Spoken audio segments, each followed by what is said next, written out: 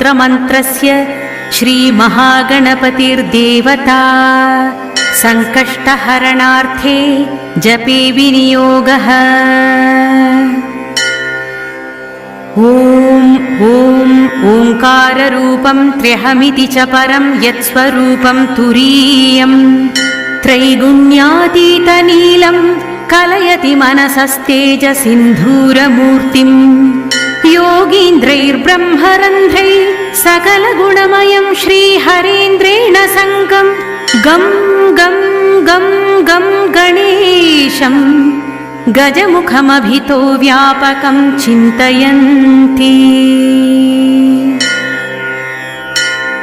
वं वं वं विघ्नराजं भजति निजभुजे दक्षिणे न्यस्तशुण्डं क्रं क्रं क्रं क्रोधमुद्रा